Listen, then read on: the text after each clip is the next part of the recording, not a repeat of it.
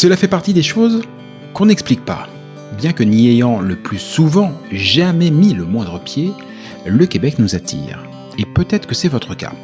Peut-être même que, comme des milliers de Français chaque année, vous envisagez sérieusement d'aller y poser vos valises pour quelques mois, pour quelques années, pour toujours, qui sait.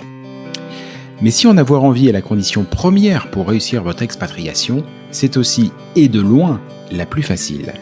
Quelles études, quel travail, quelle région, quelles écoles, quelle durée, quid de la santé, quid de ma retraite, quels seront vos droits, mais aussi quels seront vos devoirs. Et au-dessus de toutes ces questions règne la question fil rouge de tout immigré au Québec. Comment obtenir le permis de séjour dont j'ai besoin? Et puis d'abord, lequel est-ce? Au fur et à mesure de votre projet, d'innombrables questions, des doutes, mais aussi des grandes joies et de belles espérances vont vous submerger. Alors, à l'image de ce que Christelle Colling et ses équipes font au quotidien au sein de l'organisme, ce podcast est justement là pour vous aider, pour vous guider, pour vous informer, parce qu'ensemble, on partage le même objectif, Objectif Québec.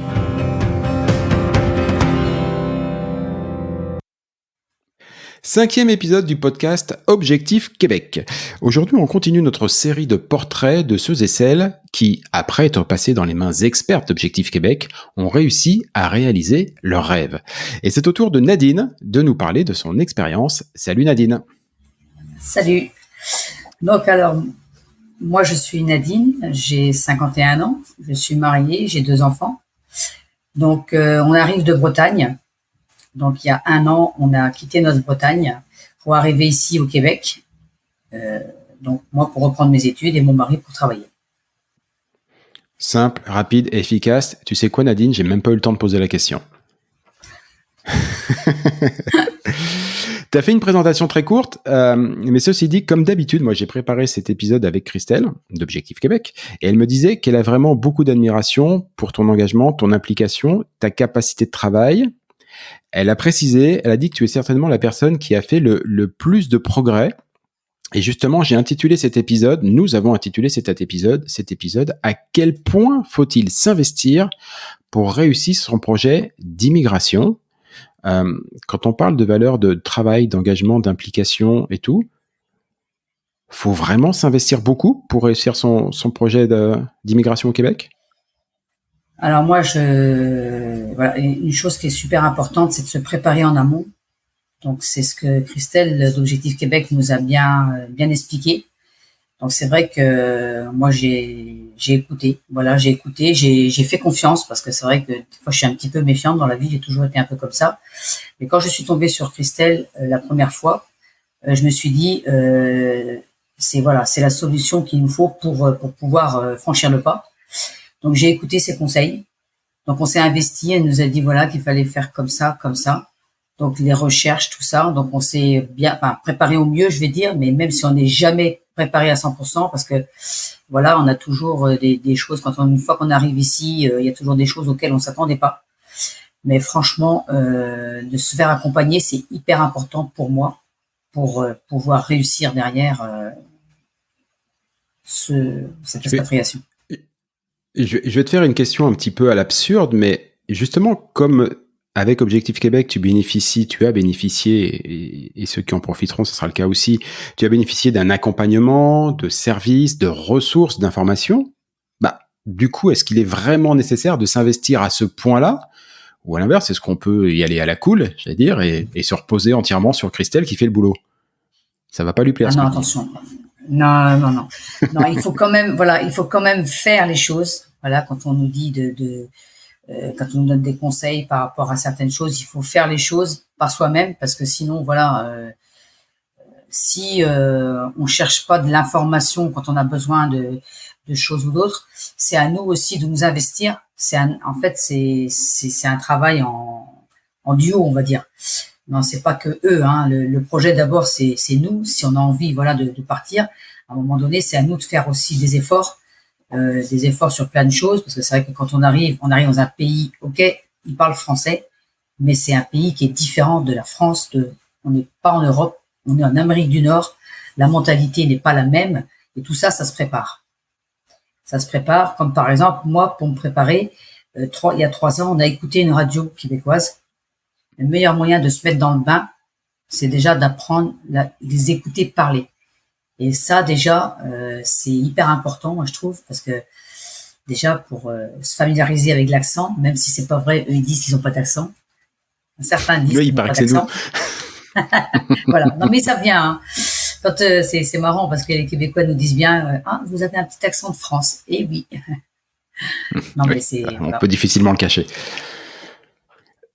Quelle radio tu as écouté? La radio Week-end, Ok, Week-end effectivement, 91.9 à Québec. ouais, qui est l'une des grosses radios, et c'est vrai que c'est pratique hein, d'entendre les sonorités, d'entendre aussi les rebonds, parce que sur Week-end, tu me diras si je me trompe, mais il y a quand même pas mal d'humour. Enfin, on fait place un petit peu à du Tout à divertissement. fait. Donc, ils rebondissent sur de l'actualité québécoise, sur des traits de culture québécoise. Et voilà, typiquement le genre de choses Exactement. que ça n'a pas dû être simple au début, hein, quand même. Hein. Oh non, parce que un animateur, surtout, quand il parlait, j'avais un peu de mal à le comprendre. J'ai dit, mais à force, eh ben, notre oreille s'habitue et on n'est pas perdu. Quand on arrive ici, on entend des expressions et tout, on se dit, ah, je connais. C'est vrai que c'est bien pratique ce système de se préparer. Est-ce que tu as d'autres exemples j'allais dire, d'efforts, de démarches véritablement volontaristes que tu as dû faire en amont pour te préparer? Tu as fait un gros effort effectivement en écoutant la radio. Est-ce qu'il y a eu d'autres choses qui ont nécessité une mise en condition presque pour te permettre d'arriver dans de bonnes conditions? Alors, donc par moment, il y a des remises en question qui ont dû se faire aussi, parce au départ de notre projet, on devait partir à 4 avec nos 2 enfants. Notre fils aîné, donc, qui n'a pas voulu faire de formation, lui, parce qu'il y avait déjà son bagage en France d'un bac+2. Donc, au final, on est parti à 3. Donc, il y a un an. Donc, on est parti à 3. Donc, déjà, là, il a fallu revoir des choses, savoir un petit peu donc comment faire, se préparer et tout ça. C'est pour ça que même pour mon deuxième au départ, donc il devait aller en cégep, mais comme ça a été refusé, il a fallu repenser à autre chose. Donc c'est vrai que il y a eu pas mal de rebondissements et c'est vrai que c'est assez long. C'est à la fois court et à la fois long tout ce qu'il y a à faire pour partir quoi. Avec tout ce qu'il y a à faire, est-ce que tu penses que tu y serais arrivé? Ou je vais même préciser, est-ce que tu penses que tu y serais arrivé de la même manière, en tout cas avec le même succès, si tu n'avais pas bénéficié de l'accompagnement et des conseils de Christelle et de ses équipes?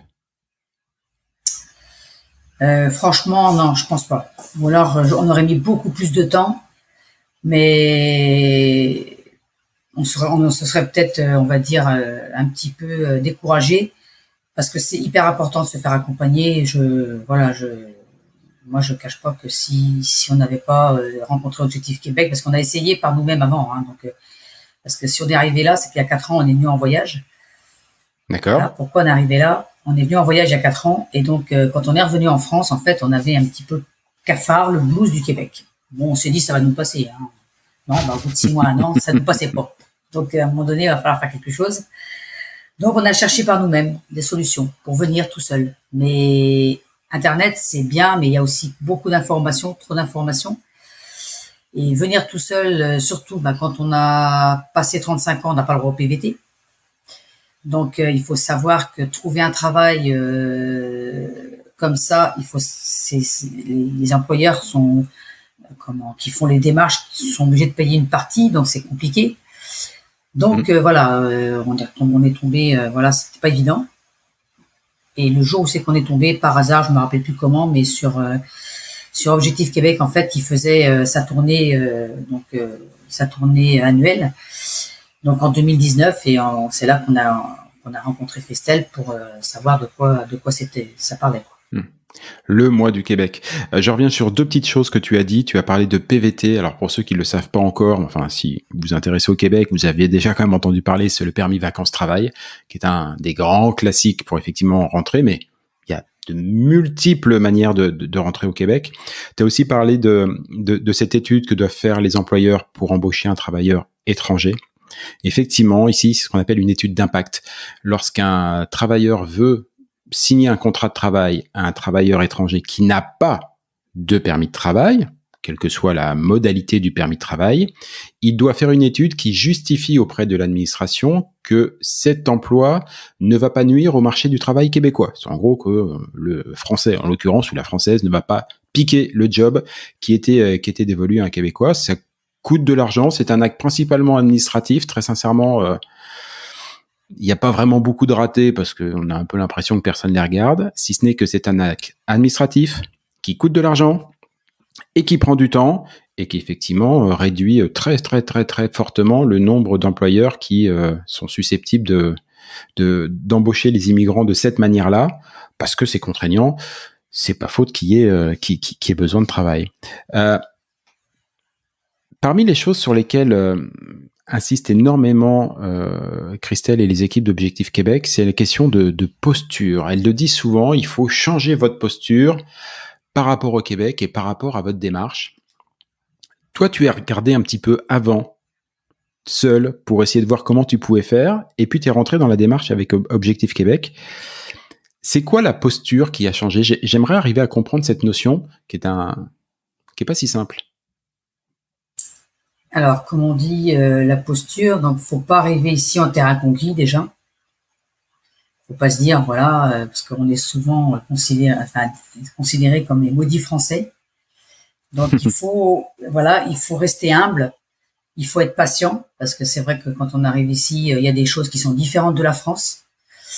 Il faut savoir, voilà, par rapport au système, déjà, bon, le dollar, faut pas trop comparer non plus à l'euro, parce que voilà, on est au Québec, là-bas, la France, c'est autrement. Voilà, il y a des petites choses comme ça il faut avoir une posture, voilà, comme on dit, pas irréprochable, mais il y a des choses qu'il faut éviter de dire, quoi. Faut mettre un peu sa fierté dans sa poche, parce que voilà, on arrive et en plus c'est nous qui venons dans un autre pays, c'est pas les Québécois voilà, il faut accepter comment ils sont. Et un conseil que j'ai retenu d'un intervenant justement pendant le mois du Québec en 2020, il y a donc un Français qui est arrivé ici il y a une quinzaine d'années maintenant, je crois. Il a dit, il faut écouter 2 fois plus qu'il faut parler. Ça, c'est des petites choses que j'ai retenues. Non, mais voilà, il faut pas, voilà, il faut rester, il faut être patient, quoi, parce que voilà, tout n'arrive pas. Faut le faire, mais est-ce que c'est simple ? Parce que si je comprends bien, l'objectif, c'est de se dire, allez, et je vais oublier un petit peu que j'ai passé 25, 30, 40 années en France, en culture française, avec des réflexes français, et puis pour le coup, j'allais dire une posture française, et on doit arriver ici en mettant ça un petit peu de côté sous le tapis, pas pour repartir de zéro et pas loin. On le sait bien, quand on va à l'étranger, tous, même quand on va en vacances, la première chose qu'on fait, c'est qu'on compare tout le temps. Oh, bah ça c'est mieux. Oh, bah ça c'est moins bien. Oh, bah ça c'est pas pareil. Ça c'est différent. C'est facile à faire d'adopter cette posture, j'allais dire, d'humilité. Non, c'est vrai que c'est pas simple. C'est pas simple. Après, c'est quelque chose de nouveau. C'est vrai qu'au départ, quand on arrive, bon, c'est vrai que il y a tellement de choses nouvelles. L'accueil est quand même assez bien au niveau des Québécois. On est quand même bien accueillis dans l'ensemble. C'est vrai que ça met quand même en confiance. Après, moi, j'ai pas eu l'impression d'avoir à faire tant d'efforts que ça, parce que pour moi déjà c'était une chance d'être ici, une chance énorme d'avoir le droit de venir ici, d'avoir eu le droit de m'installer ici pour reprendre les études et tout ça. C'est une chance énorme. Après, il y a peut-être des personnes qui ont peut-être plus de difficultés que d'autres, parce que c'est vrai qu'on entend, là comme je suis en formation, il y a beaucoup de Français, là aussi je suis, et il y a beaucoup d'autres personnes qu'on entend qui se plaignent de ci et de ça, parce que c'est vrai que souvent le français est réputé râleur, donc il y a beaucoup de personnes. Non, mais moi je vois pas pourquoi tu dis ça. Non, et moi je dis c'est une chance d'être là, donc j'ai pas eu trop ce problème là. Franchement, ça s'est plutôt bien passé. Tu es là, tu as réussi un processus qui est donc assez long, hein, tu nous le décris depuis tout à l'heure, il y a eu des étapes, tout n'a pas été facile, mais ça y est, tu es là, tu es engagé, t'es engagé dans ton nouveau projet de vie. Donc j'allais dire, toute la partie en amont, tu pourrais laisser ça derrière toi, et pourtant, toujours selon mes indicateurs, et crois-moi que mes indices sont particulièrement bien placés, je crois savoir que tu restes très très active auprès de la communauté Objectif Québec, que tu likes les posts, que tu les partages, voilà. Et pourquoi? Ça y est, c'est fait. Pourquoi est-ce que tu restes à ce point-là engagé? Pourquoi? Parce que c'est la reconnaissance. La reconnaissance pour moi, voilà, une personne qui partage dans les mêmes valeurs que moi. Parce que voilà, c'est des valeurs. Si je me suis retrouvée, si j'étais, je pense, si voilà, si j'ai choisi Objectif Québec pour nous aider à venir ici, c'est parce que c'est les valeurs qu'ils partagent en fait. Et moi, pour moi, c'est normal de rendre un peu l'appareil, de dire voilà, je vais pas arrêter, enfin couper les ponts du jour au lendemain, c'est pas possible, c'est pas dans ma nature, c'est pas moi quoi. Donc pour moi, c'est normal. Et puis même pour aider les autres, à comment s'il y a des personnes qui ont besoin d'aide et puis qui cherchent de l'aide, pour leur dire que voilà, l'Objectif Québec est là pour les aider parce que moi, c'est une entreprise sérieuse. Une entreprise sérieuse et à la base, donc, c'est vrai qu'ils nous aident gratuitement. Après, c'est grâce à tous leurs partenaires qui sont là, donc qui sont rémunérés derrière. Donc, c'est vrai que c'est bien aussi quand on nous donne des conseils, de choisir, par exemple, si on veut choisir un avocat pour nous aider parce que c'est plus simple, ou alors pour nous trouver un logement. C'est vrai que tous les partenaires avec qui on a fait affaire, c'est vraiment des personnes aux belles valeurs, quoi. C'est ça, c'est Objectif Québec s'entoure de personnes aux belles valeurs. Donc à un moment Ouais. donné, c'est normal pour moi. Ouais. Toi, tu veux rendre ce qu'on t'a donné. En fait, t'es très québécoise déjà, hein. Parce que ça, c'est très québécois. Ça, c'est vraiment très québécois. Non, mais c'est vrai, on le voit beaucoup. Alors, dans l'investissement associatif ici, l'État est beaucoup moins présent qu'en France en termes d'organisation. Mais par contre, individuellement, on voit exactement des gens qui ont la même attitude que toi. C'est-à-dire qu'ils sont aidés dans une association, quand ils sont jeunes, quelque chose, et dès qu'ils peuvent, ils renvoient l'ascenseur de manière très naturelle. Nadine, tu es déjà québécoise, tu n'as plus qu'à choper l'accent, parce que tu as encore un petit peu de travail sur l'accent, je t'avoue que je reconnais encore pas mal l'accent français. Dis-moi, à quoi ressemble ta vie aujourd'hui? À quoi ressemble ma vie? Donc, des fois, j'ai du mal un peu à comment je veux dire, à réaliser encore que je suis ici. On est dans un pays vraiment super accueillant parce que c'est vrai qu'on est entouré par des belles personnes. Quand on voit l'accueil en général des Québécois, c'est vrai qu'on a été bien accueillis et ils sont épatés de voir ce qu'on fait en fait, qu'on ait quitté notre pays comme ça pour venir ici. C'est vrai qu'ils sont vraiment étonnés et puis il y en a qui nous disent qu'ils ne le feraient pas ce qu'on fait, hein.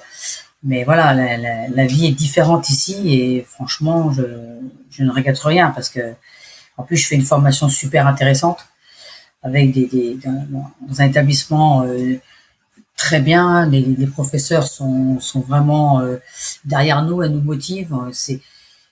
Voilà, j'ai jamais connu ça en France, moi. Si je suis venue ici aussi, c'est pour la reconnaissance au niveau de ça, la reconnaissance au niveau du travail, la reconnaissance au niveau de l'éducation. Et franchement, voilà quoi, c'est vraiment le fun d'être ici, quoi. C'est le fun. C'est quoi ta formation? Alors moi, je fais une formation en secrétariat et après, je vais faire une spécialisation en juridique.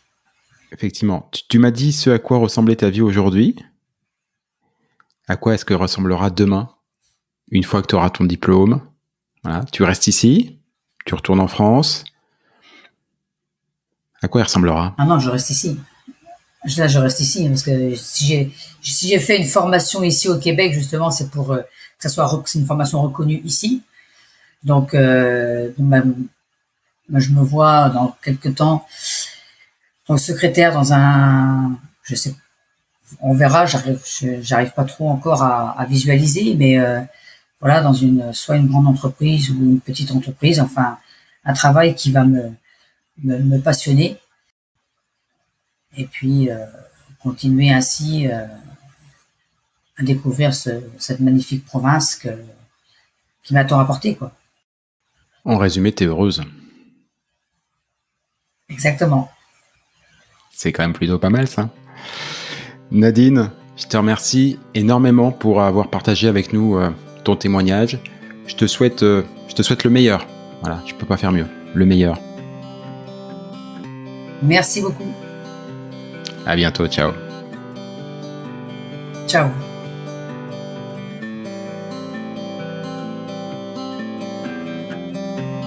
Objectif Québec, le podcast, c'est fini pour aujourd'hui. Si vous y avez appris des choses, si vous avez toujours envie d'immigrer au Québec, et si vous êtes vraiment motivé, je ne saurais trop vous conseiller de prendre contact avec Objectif Québec. Avec leurs événements, leurs documents, leurs partenaires, Christelle et ses équipes vous faciliteront grandement la vie et, cerise sur la poutine, leur accompagnement est entièrement gratuit.